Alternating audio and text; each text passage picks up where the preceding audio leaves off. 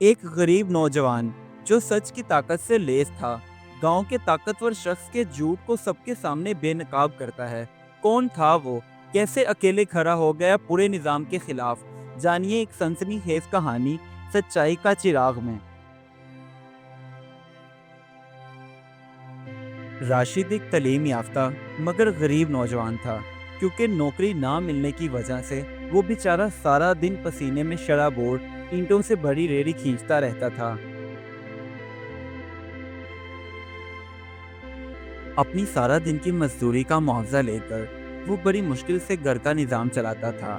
और अब एक नया खर्चा सामने आया। उसकी छोटी बहन की नई जमात की किताबें खरीदना थी, जिसके लिए राशिद ने उसे भी कुछ पैसे दिए। एक दिन राशिद सुबह के वक्त अपने काम पर जा रहा था, तो रास्ते में उसने चौधरी साहब को सुना, जो दावा कर रहे थे गांव वालों के सामने कि वो गरीबों की मदद करेंगे, मगर हकीकत कुछ और ही थी। गांव वाले बेचारे चौधरी साहब की बातों में आकर अपनी शिकायतें लेकर उनके दफ्तर के बाहर कतार में खड़े रहते, लेकिन उनकी कोई सुनवाई ना होती।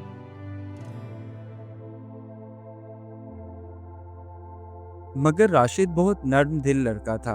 एक दिन उसने एक बूढ़ी बेवा की मदद की, जिसका घर चौधरी साहब के आदमियों ने जबरदस्ती छीन लिया था।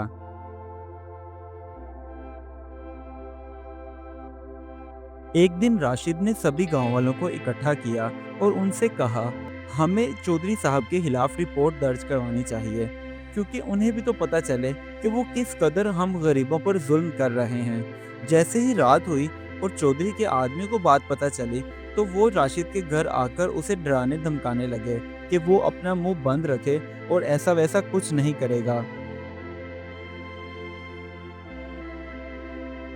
अगली रात चौधरी साहब और उनके गुंडे गांव के एक गरीब आदमी के घर पर कब्जा करने की कोशिश कर रहे थे।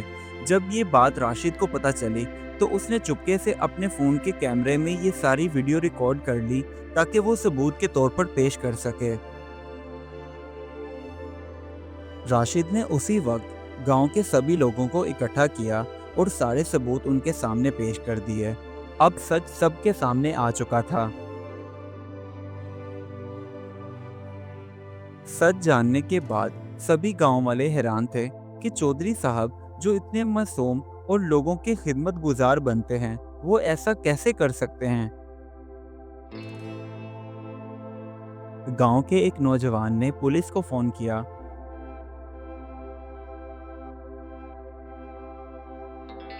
और पुलिस मौके पर ही पहुंच गई।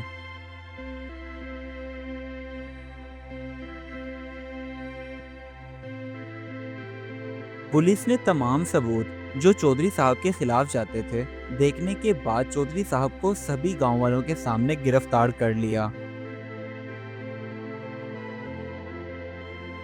पुलिस के चौधरी साहब को ले जाने के बाद सभी गांव वालों ने राशिद के लिए तालियां बजाईं कि उसने बहुत अच्छा और नेक काम किया है।